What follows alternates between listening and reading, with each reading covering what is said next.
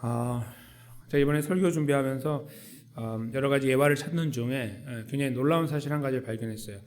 한국에 메일 유업이라고 있잖아요. 메일 우유 만드는 회사. 근데 메일 유업에서 되게 독특한 분유를 만든다는 거 알았어요. 이제 잠깐 설명을 드리면 하루에 6만 5천 캔씩 이제 그 평택 공장에서 찍어내는데요. 1년에 2번 공장을 세운대요. 정지시키는 거예요. 엄청난 양을 포기하는 거죠. 그거를 포기하고 정지시킨 다음에 무엇을 만드냐면은 MF 분유라고 하는데 12종류 사진이 나와 있는데 12종류의 이제 특별 분유예요. 근데 이게 14,000캔을 만들어요. 이제 잠깐 스탑시키고. 근데 이걸 만드는데 이게 이제 무슨 분유냐면은 출생한 아이들이요. 소화 효소가 없어가지고 아미노산 분해를 못하는 경우가 있대요. 굉장히 극소수예요. 그러니까 5만 명 중에 1명 이 정도로 이제 태어나는데 그래서 전국에 수요하는 인원이 400명 안팎이래요. 전국에 400명밖에 안 되는 거예요. 근데 그것을 위해서 유일하게 대한민국에서 이 메일 유업에서 이 분유를 만드는 거예요. 그 아이들은 일반 분유를 먹으면 큰일 나요. 잘못하면 죽는 거예요. 소화 문제 때문에. 그래서 그 문제를 해결하기 위해서 근데 종류가 많아요. 그래서 12가지가 있는 거예요. 이제 그 과학자들하고 함께 이렇게 조제해가지고 이 포뮬라를 만들어가지고 이렇게 그 분유를 만들고 있는 거예요. 이게 지금 1년에 그러니까 그 2번 정지시켜갖고 14,000이니까 28,000캔을 만드는 거예요. 한 400명밖에 안 되는 사람들. 그러면 분유가 비싸야 될 거 아니에요. 그렇죠? 몇 배는 비싸야 되겠죠. 정제하고 만드는 거니까. 근데 더 싸게 팔아요. 더 싸게. 그들의 환경이 어떨지 모르기 때문에 더 싸게 파는 거예요. 이거 기가 막힌 거죠.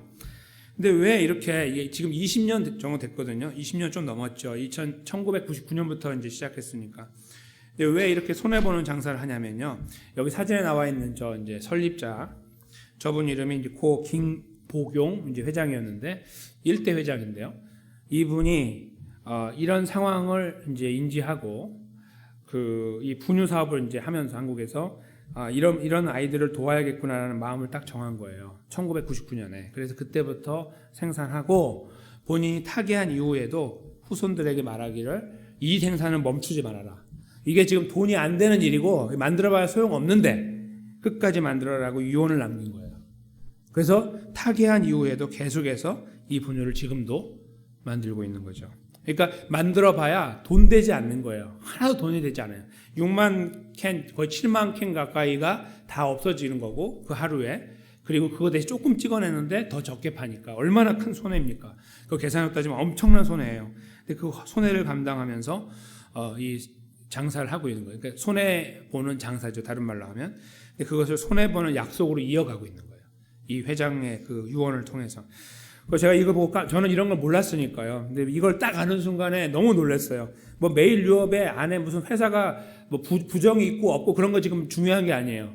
그게 지금 문제가 아니고 지금 이 일이 중요한 거예요. 이 일을 볼 때 뭐라고 할 말이 없는 거예요. 너무 훌륭한 회사인 거예요. 그 자체만 봤을 때는. 그 아이들은 그럼 다 죽는 거 아니에요. 그렇죠? 먹을 게 없어 죽는 거예요. 그 아이들을 위해서 계속 살리고 있는 거예요.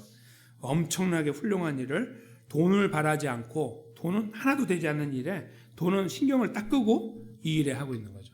정말 귀한 일이 아닐 수 없어요. 근데 우리가 이런 상황을 보면은 이런 것들을 발견할 때마다 박수치고 싶고 정말 귀한 일이라고 여겨지게 되는데 사실 저희는 하나님께서 우리들에게 어떻게 그 약속을 지키기 위해 손해를 보고 계시는 거에 대해서 생각하는 경우가 참 드문 것 같아요. 마치 이런 하나의 기사를 보면 깜짝 놀라서 이런 게 있었나 하는 것처럼 하나님이 우리에게 그렇게 사랑을 하고 계신다는 약속을 지키고 계신다는 것을 잘 느끼지 못할 때가 많아서 이렇게 가끔씩 그 보게 되면 깜짝 놀라는 그러한 연약함을 갖고 있다 그런 생각을 하게 돼요. 오늘 저희가 마주 대하는 이 말씀도 이제 이 분유 회사 이야기처럼 이거보다 훨씬 더 강력한 약속에 대한 말씀인데요. 분유 회사가 손해 보고 있는 것보다 훨씬 더 큰 손해를 보고 있는 하나님을 만나요. 그 안에서 저희는 다시 한번 우리같이 연약한 존재를 사랑하시는 하나님의 그 귀한 은혜를 다시 한번 이렇게 생각하고 마음에 새길 수 있는 기회가 되기를 소망하면서 그 말씀을 잠깐 살펴보겠습니다. 오늘 저희가 읽은 본문을 잠깐 생각해 보시면요, 이제 모세가 이스라엘 백성들에게 가나안 땅에 들어가면 하나님의 말씀을 잘 지켜야 된다라는 말씀을 저희가 계속 지금 듣고 있습니다. 그렇죠? 심지어는 본인은 들어가지 못하는데 당신들은 들어가니 감사한 줄 알고 감지덕지하면서 제대로 살아라 이렇게 이제 그런 식의 유언을 계속 이제 하고 있는 거죠. 하나님의 메시지를 전달하고 있는데 오늘은 그 들어가서 우상을 조심하라고 했던 지난주의 말씀하고 연결되는 건데 살다 보면 우상을 만들 것이다라는 거예요. 오늘 지금 25절에 보니까 이제 그 자녀를 낳고 자손을 낳는 거죠. 그러니까 자자손손으로 이어져 나가다 보면 오래 살 때 만일 스스로 부패하여 무슨 형상의 우상이든지 조각하여 내 하나님 여호와 앞에 악을 행함으로 여호와의 노를 격발시키면 경노하게 만들게 되면 이제 그런 상황이죠. 그런데 이제 이 이야기를 하는 모세의 입을 통해서 말하기를 내가 오늘 천지 하늘과 땅을 증인 삼아서 이 이야기를 하는데 너희가 요단을 건너가서 얻는 땅에서 속히 망할 것이고 날이 길지 못할 것이다. 그래서 결국은 전멸될 것이다. 이렇게 이제 저주의 메시지를 전달해요. 왜냐하면 하나님이 화가 나시니까 그렇게 될 것이다. 하나님은 그렇게 하신다고 했으니까 이제 그런 의미가 될 것입니다. 근데 다음 절에도 그걸 좀 더 강화하는 말씀을 하는데요. 여호와께서 너희를 여러 민족 중에 흩으실 것이요 여호와께서 너희를 보내실 그 여러 민족 중에서 너의 남은 수가 많지 못할 것이다. 아주 정확하게 짚어내셨습니다. 지금으로부터 먼 훗날의 이야기인데요. 지금으로부터 먼 훗날인데도 불구하고 하나님은 미래를 다 보고 계시니까 그 상황에 대한 그 내용을 쓰고 있는 거예요. 모세에게 영감을 주심으로 하여 그 내용은 뭐냐면 여러 민족 중에 흩어버릴 것이다. 저 땅에 정착하고 사니까 집 주고 사니까 좋지. 그 집 너희가 살지 못하고 너희는 거기서 쫓겨나게 될 거야. 그런 의미고 멀리 보내게 될 거고 포로가 되게 갈 것이고 그리고 너희의 숫자가 점점 줄어들게 될 것이야. 이런 말씀이에요. 그렇게 하나님의 그 진노가 형벌이 주어지게 될 것이라고 표현하고 있습니다. 근데 여기에요. 더 놀라운 그 형벌이 있어요. 28절을 보시면요.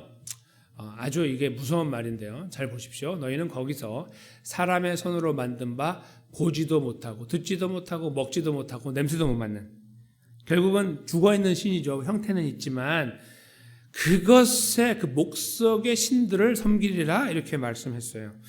이게 지금 28절은요. 잘 생각해 보면 일단은 다른 나라로 이제 포로로 잡혀가면 그곳에 있는 신들을 섬긴다 그런 말이겠죠. 그런데 가만히 생각해 보면 첫 절 25절에 나와 있는 말씀과 연결이 돼요. 그들이 왜 그곳에 갔냐 하면 바로 저것들 때문이에요. 그렇죠? 목석의 신들. 지금 저기 나와 있는 그 여러 가지 종류의 우상들 때문에 그걸 그들이 붙잡고 살다 보니까 끌려갔는데 거기 가서 보니까 똑같은 게 있는 거예요. 희한하죠? 이게 지금 굉장히 의미가 깊은 말씀이죠. 내가 의지하던 것이요. 결국은 나를 그곳에 보내서 다시 그를 의지하게 만든 거예요. 그러니까 장소가 바뀌죠. 처음에는 내가 내 집의 주인으로 살면서 이 모든 풍요를 누리고 살면서 우상을 만들고 섬겼는데 이 우상이 나를 보호하는 게 아니라 나를 붙잡아가지고 저 멀리 흩어버렸는데 거기 가서 보니까 그 우상들이 거기에도 있는 거예요. 그래서 그걸 보고서 거기서 그걸 섬기고 있는 모양이에요. 굉장히 비참한 거예요. 굉장히 비참한 거예요. 예를 들면 음식 같은 걸로 생각해 보세요. 내가 굉장히 좋아하는 음식인데 이게 독성이 있어요. 그걸 열심히 먹다 보니까 결국 그것이 내 목숨을 빼앗는 거잖아요. 그것과 같은 거예요. 같은 이야기예요, 이게. 내가 의지했던 것이 나를 포로로 만들어 버렸는데 거기 가서 내가 할 수 있는 건 뭐냐면 아유 이 우상이 나쁜 거야 하고 내가 그것을 차버리고 부숴버릴 수 있는 게 아니고 여전히 거기에 노예가 돼가지고 똑같은 신 앞에 가서 무릎 꿇게 되는 거예요. 굉장히 비참한 겁니다. 그냥 내가 알지 모르게 먹었던 독성으로 내가 점점 피폐해지고 말라가고 다 썩어가면서 죽어가는 모양하고 똑같은 거예요. 벗어나지 못해요. 왜냐하면 그 앞에 그 능력, 효능 앞에 있기 때문에 이 우상은 바로 그런 역할을 한다는 거예요. 내가 복을 빌었던 것이 결국 나를 망하게 하고요. 결국은 내가 거기에서 말라 죽게 만드는 거예요. 가서 결국 그걸 내가 아니 이것이 나를 그렇게 할 줄 몰랐어 하고 내가 막 반항을 하고 화를 쏟아붓지 못하고요. 오히려 거기 가서도 그걸 보고 그걸 섬기게 되는 이런 어처구니 없는 정말 비참한 상황 속에 처하게 될 것이라는 말씀이에요. 그것이 지금 28절에 나와 있는 의미입니다. 그러니까 단순히 그 땅에서 뽑혀가지고 멀리 가는 것도 그들이 비참하다고 느끼는 건데요. 가서 보니까 내가 저 신 때문에 이렇게 망했는데 거기 가서 다시 빌어야 되는 거예요. 하나님이 아니고 이런 어처구니없는 상황 속에서 죽어가고 말라가게 될 것이라는 것이 하나님의 형벌의 내용이 되는 겁니다. 저는 여기까지 별로 질문이 없습니다. 그런가 보다 하나님 이렇게 벌을 내리시나 보다라고 생각해요. 아주 비참하구나 이렇게 생각합니다. 그런데 29절부터 이 이야기가 반전을 이룹니다. 그러나 내가 거기서 내 하나님 여호와를 찾게 되리니 만일 마음을 다하고 뜻을 다하여 하나님을 찾으면 만날 것이다. 이렇게 새로운 길이 열려 있는 거예요. 즉 무슨 말씀이냐면 저 땅에 가면 다른 나라로 흩어져 가지고 예를 들어 바벨론으로 가잖아요. 포로로. 그럼 거기 있는 신들을 섬기게 되는데 거기에서 하나님을 다시 찾게 될 것이라는 말씀인 거예요. 이것은 어떤 면에서 당신들이 정신 차리고 거기 가서 그렇게 죄를 범했다가 멀리 다른 나라에 갔으니까 아차 싶어가지고 거기서 마음을 정죄하고 회개했더니 하나님이 너를 만나주고 회복의 역사를 이루어준다라는 의미로 느껴질 수 있지만 그런 의미가 아닙니다. 이 흐름 속에서는요, 어떤 거냐면 너희는 운명이 정해졌다 이거예요. 운명이.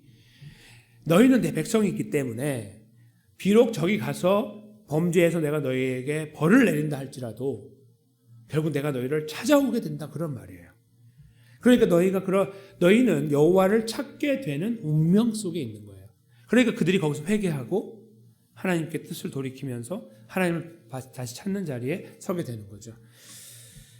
이것이 굉장히 충격적인 말씀이에요. 하나님의 분노가 아주 극명하게 보여져서 우와 저렇게까지 분노를 하시는구나 하고 저희가 하나님 이해하는데 그것을 바로 뒤집어 엎기를 그런데 너희의 운명은 사실은 나를 찾는 운명이다라고 말씀하시는 거에서 저희는 충격을 받는 거예요. 그리고 나서요. 보세요. 어떻게 되는지 어떻게 회복이 되는지 이 모든 일이 내게 임하여 환난을 당하다가 끝날에 너희가 내 하나님 여호와께로 돌아와서 그의 말씀을 순종하게 될 것이다. 이렇게 말씀하고 있어요. 이것이 회복의 참된 모습이 되는 거니까요. 즉 거기를 그 모든 잘못된 길에서 돌이키게 되고 하나님 은혜로 돌이키게 되어 돌아와서 하나님 말씀을 따르는 존재가 될 것이다. 그런 의미라는 거죠. 그러니까 이렇게 흐름을 보면 폭망했다가 다시 일어나는 거예요. 이렇게 폭망했다가 수직으로 상승하는 거죠. 이렇게 완만하게 올라가는 게 아니고 수직으로 상승해서 이렇게 가는 거예요. 그런 그림이 회복이 그렇게 그려지고 있는 것을 저희가 느끼게 됩니다. 그러면서 마지막 절에 왜 그러냐 하면 말씀하시기를 31절에 내 하나님 여호와는 자비하기 때문이다 이거예요. 내 하나님 여호와는 자비하기 때문에 그가 너를 버리지 아니하시며 너를 멸하지 아니하시며 내 조상들에게 맹세한 언약을 잊지 않으시는 분이시다 라고 선포하고 있는 겁니다. 즉 왜 이런 이상한 현상이 발생하냐 하면 하나님은 자비의 하나님이시기 때문이다 라는 말씀이에요. 그리고 결코 버리지 않고 멸하지 않고 분명히 멸하는 모양이었는데 멸한다고 하셨잖아요. 그래서 그렇게 막 하나님이 제수처를 통해서 다 흩어버렸어요. 물방울을 확 흩어버린 것처럼 세상으로 흩어버렸습니다. 이스라엘 백성들은 이때만 흩어진 것이 아니라 나중에 예수님 오시기 한 300년 정도 전에 알렉산더 대왕을 통해서 완전히 흩어졌어요. 완전히. 지금은 그나마 좀 양반이에요. 지금은 이제 북쪽으로 흩어지고 그 다음에 저쪽에 페르시아 쪽으로 가서 흩어졌거든요. 근데 다시 돌아와요. 또 나머지가.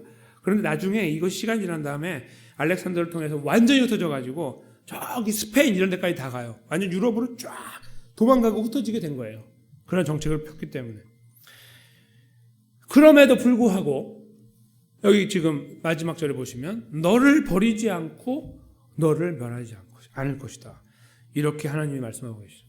왜냐하면 마지막에 나와 있죠. 조상들에게 맹세하신 약속, 그 언약 때문이라 이렇게 말씀하고 있는 거예요. 그러니까 이것을 저희가 이렇게 한눈에 훑어보면요. 그림이 그려지는데 잘못한 그들은 이렇게 완만하게 떨어지다가 폭망했는데 하나님이 그들을 수직 상승시켜서 완전하게 안전하게 보내는 이런 그림이에요.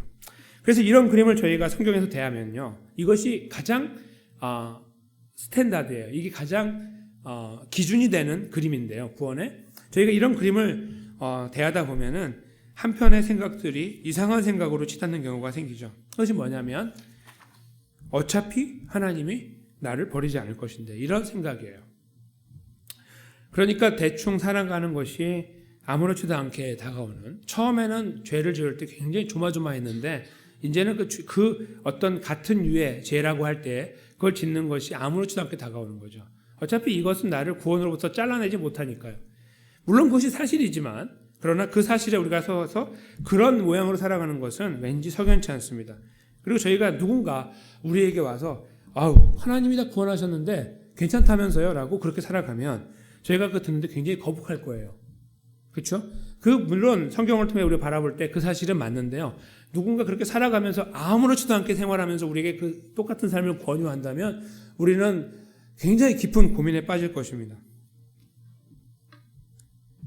저희가 올바른 그리스도인이기 때문에 저는 그렇게 생각합니다.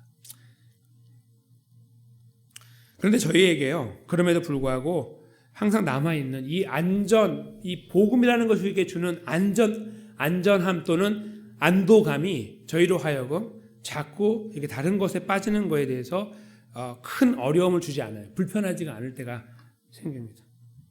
어차피 나를 버리지 않으시니까. 예수님의 십자가와 부활이 나를 완전하게 만드셨으니까 대충 살지 라는 시간들을 할 때가 있습니다. 그렇게 생각하면서 그 자리에 빠져 있는 경우도 잘못됐지만요, 더 잘못된 것은 이거예요. 아이고 그렇게 살면 안 되지 라고 하는 두 번째 마음이에요. 그래서 마치 우리가 다음 걸음을 잘 걸어야 된다는 어떤 마음의 다짐을 하면서, 그래서 그래도 하나님 앞에 제대로 살아야지라는 마음을 갖는데 그것을 우리가 붙잡는 거예요. 우리 힘으로. 그래서 이게 모양은 그렇게 가는 것처럼 보이는데요, 삶은 이쪽에 있는 사람들이 어차피 다 됐는데 하고 살아가는 모양하고 다르지 않을 수가 있어요. 거기서 하고 있는 모양하고 이쪽에서 그래도 그렇게 살면 안 되지라고 하면서 가는 모양하고 왠지 모르게 공통분모가 생길 수 있다는 거예요. 본인은 그렇지 않을 수 있는데요, 나는 여기 있어라고 하는데 우리도 모르는 사이에 잘못된 길을 행하는 것을 하는데도 불구하고 이것을 느끼지도 못하고 캐치하지도 못하는 거예요. 그런 경우가 생길 수 있어요. 그러니까 저는 그런 부분에서 이 두 번째 케이스가 더 위험하다고 보는 거예요. 첫 번째는 차라리 당신 정신 차려 그렇게 말하면 우리가 이거 번쩍 차리면서 이렇게 하면 안 되겠구나 하고 다시 주님 앞에 돌아가려고 하는데, 그러나 이쪽에 있는 쪽은 나는 지금 잘하고 있다고 생각하니까 이게 어떤 비교가 되지 않는 거예요. 그래서 이런 상황들을 볼 때에도 나는 아니야라고 생각하는 경우가 생길 수 있다는 거죠. 저는 두 번째 케이스가 제 안에 굉장히 위험한 요소라고 생각해요. 어떤 직분도 거기 연결될 수 있어요. 목사잖아 당신은, 이런 거 있잖아요. 전혀 아무것도 아니거든요. 아무것도 아닌데 마치 그것이 이렇게 들어오면 나를 뭔가 보호하고, 내가 목사인데 나는 그 정도는 아니야라고 생각하는 어떤 수준으로 내 생각을 하게 만들면 이것처럼 어이없는 일이 없는 거죠. 하나님 보실 때 분명히 잘못됐고 그렇게 스스로는 생각할지 모르나 내가 이미 마음으로 범죄했거나 말로나 행동으로 했는데도 불구하고 그것은 아무것도 아닌 것처럼 스스로 평가하게 되는, 이것은 굉장히 위험한 문제라고 생각이 들어요. 그래서 저희는 이 말씀의 끝자락에서 세 번째 초이스를 생각해야 됩니다. 그것은 뭐냐면, 하나님께서 나에게 이런 구원의 은혜를 베푸셨는데 내가 어찌 이런 모양으로 살 것인가. 넘어질 때마다 우리의 가슴을 치고 솔직하게 하나님 말씀 앞에 우리를 세우는 거예요. 솔직하게 세우면 그냥 보이거든요. 이것이 적나라하게 드러나요. 네가 뭔데라고 우리한테 말씀하실 때 그 지적질 앞에, 하나님 말씀하신 앞에 우리가 발가벗겨져가지고 세워지게 되거든요. 모든 우리를 둘러싸는 치장하는 것들이 다 벗겨지고 하나님 앞에 서게 돼요. 바로 그렇게 서서 하나님이 우리에게 지적하시는 부분이 있으면 네가 그 모양이냐? 라고 말씀하실 때 우리 스스로가 그 말씀 앞에 서서 하나님 죄송합니다. 우리 가슴을 치고 가슴을 쥐어뜯는 이런 반응들이 필요하다는 거예요. 이것이 세 번째 초이스예요. 그때 저희들은요, 소망이 생기기 시작해요. 왜냐하면 우리가 거기에서 얼마나 약하다는 것을 발견하기 때문에. 그래서 거기에서 우리는 다시 약속에 손해보시는 하나님을 기억할 수 있기 때문입니다. 즉, 내가 여기서 회개했으니 하나님 나를 봐주십시오 라는 접근이 아니고요, 회개했으니까 받아주시는 게 아니고 당연히 그렇지만요. 더 중요한 것은 우리가 아까 저 이스라엘 백성들이 저희 포로로 잡혀갔지만 거기에서 그 우상을 숭배할 수밖에 없는 상황 속에서 그들의 운명은 눈을 다시 돌려서 하나님을 보게 한다고 하신 이 운명과 같은 말씀처럼 우리가 아차 싶어서 범죄했는데 그 범죄로부터 다시 하나님이 잘못했다는 것을 지적하시고 그 지적을 우리가 달게 받고 그래서 하나님 죄송합니다를 말할 수 있는 이 프로세스가요. 이 과정이 하나님의 은혜임을 안다는 거죠. 즉 우리가 내가 그만큼 회개하니 하나님 베푸시는 은혜가 있어라는 게 아니고 그 은혜로 다시 나아가는 이 걸음조차도 하나님이 나에게 은혜를 베풀어 주셔서 나로 하여금 그걸 느끼게 하시는구나라는 그런 자각이 생긴다는 것이죠. 그때 저희는 하나님께 감사하게 되는 거예요. 하나님은 여전히 손해보고 계시는 거예요. 아무것도 우리가 드릴 게 없는 거예요. 여전히 손해보고 아파하시지만 우리의 눈을 깨워서 정신 차려라고 하면서 우리의 눈을 다시 하나님께 향하게 하시는 이 하나님의 은혜를 느끼면서 우리는 그 앞에서 하나님 감사합니다를 고백하게 된다는 것이죠. 이것이 세 번째 초이스예요. 저희는 이 세 번째 초이스에 서 있어야 됩니다. 그 누구를 막론하고 우리 모두가 거기 서 있어야 돼요. 오늘 하나님 말씀처럼 바로 약속 때문에 그 언약 때문이라고 하신 말씀은 계속 흘러오다가 히브리서 기자를 통해 하나님 이렇게 기록하셨어요. 히브리서 10장 23절이죠. 저희가 잘 아는 말씀입니다. 뭐라고 기록되어 있는지 저희가 한번 읽어보도록 하겠습니다. 시작. 또 약속하신 이는 믿으시니 우리가 믿는 도리의 소망을 움직이지 말며 굳게 잡고. 아멘. 이 말씀입니다. 여기에서 히브리서 말씀 믿음을 강조하고 있는 말씀이죠. 근데 그 안에서 특별히 죄송합니다. 히브리서 말씀 한 부분은 믿음을 강조하시지만 여기는 이제 예수 그리스도 통한 구원의 은혜 그걸 강조하고 있는 책이 바로 히브리서 말씀이죠. 그 안에서 특별히 이 약속에 대한 말씀이 여기 기록되어 있는 것인데요. 저희가 지금 읽은 대로 약속하신 하나님을 말하는 거죠. 오늘 본문에 나오는 그 하나님이에요. 여호와 하나님. 근데 여호와 하나님은 믿을만하다 그 말이에요. 그 하나님은 신실하다. 약속에 신실하다. 이것은 히브리서 기자가 갑자기 써내려가면서 구약에서 보여지지 않은 하나님을 이렇게 포장하고 있는 게 아니에요. 오늘 본문에서 저희는 봤잖아요. 하나님은 약속 때문에 손해보고 있어요. 항상 하나님의 자존심까지 다 내려놓고 계시는 거예요. 그런 모습을 제가 느끼는데 그 모습은 계속 성경을 통해 이어져 오다가 이제 신약시대 예수님의 십자가와 부활을 통해 이루신 구원의 역사의 끝자락에서 이제 흩어진 하나님의 백성들을 향해서 유대인들을 향해서 쓰신 이 말씀 속에서 약속하신 이는 믿을 만하다라고 말씀하고 있는 이 말씀이 마음에 와닿는 거예요. 이스라엘 백성들은 알고 있거든요. 하나님은 항상 약속 때문에 모든 것을 손해보셨던 분이라는 거. 그것을 다시 지적해 주는 거예요. 그렇지 않느냐. 그러니까 우리가 할 일을 보여주는 거예요. 우리는 믿는 도리의 소망을 움직이지 말고 굳게 잡자. 즉 아까 제가 말씀드린 세 번째 초이스입니다. 두 번째가 아니고요. 세 번째예요. 내가 그래도 이렇게 하고 있으니 그런 모양을 다 버리고 두 번째가 아니고 세 번째. 우리는 그 앞에 설 때마다 깜짝깜짝 놀라는 거예요. 우리의 잘못이 보여질 때마다 하나님 이렇게 연약한 제가 어찌 하나님의 구원의 은혜를 입었습니까를 이렇게 고백하게 되는 거죠. 우리의 연약함이 보일 때마다 감추고 변명하지 않고 그것이 하나하나 증거될 때마다 우리 안에 확 드러날 때마다 말씀을 통해 보여지거나 누군가로부터 내가 그 사람을 보면서 내가 보이거나 여러 가지 모양으로 우리 자신이 드러날 때마다 약속하신 이는 미쁘시다. 우리 하나님 아버지는 너무나 신실하시다. 나를 구원하신 약속의 하나님은 손해보고 계신다. 이 사실을 고백하면서 하나님 감사합니다. 내가 이거밖에 되지 않습니다. 다시 하나님을 의지합니다. 그래서 믿는 도리의 소망을 움직이지 말고 굳게 잡겠습니다. 다시 소망을 붙잡고 하나님 백성의 자리로 나아가겠습니다. 이런 순환적인 고백들이 저희 안에 이루어져야 된다고 믿는 것입니다. 왜냐하면 이것만이 오늘 본문을 이해하는 하나님 백성들이 걸어가야 될 마땅한 길이기 때문입니다. 저희가 이 말씀을 읽으면서 느껴야 되는 것이죠. 아니 어찌 이런 이야기가 적혀있지? 이렇게 완만하게 떨어진 그들이 어떻게 수식 상승을 하지? 이렇게 완만하게 올라가는 것이 아니고 어떤 인간의 노력에 의해서 이렇게 올라가는 것이 아니라 어찌 이렇게 올라가는 그림을 그려주고 계시지? 라고 저희가 물을 때마다 하나님은 이 약속 때문에 목숨을 걸고 계시고 그래서 항상 손해를 보고 계시고 우리를 불쌍히 여겨주시고 계시는 자비의 하나님이시구나. 이것을 저희가 느끼면서 이렇게 사는 것이 아니라 잠깐만 정신을 차려야겠구나. 내가 더 잘 살아야겠구나. 올바로 살아야겠구나. 하나님을 더 인정하고 인식하고 살아야겠구나 하는 그런 자리에 설 때마다 하나님 내가 잘했지요가 아니고 그 자리에 설 때마다 하나님 정말 면목 없습니다. 너무나 감사합니다. 너무나 감사합니다.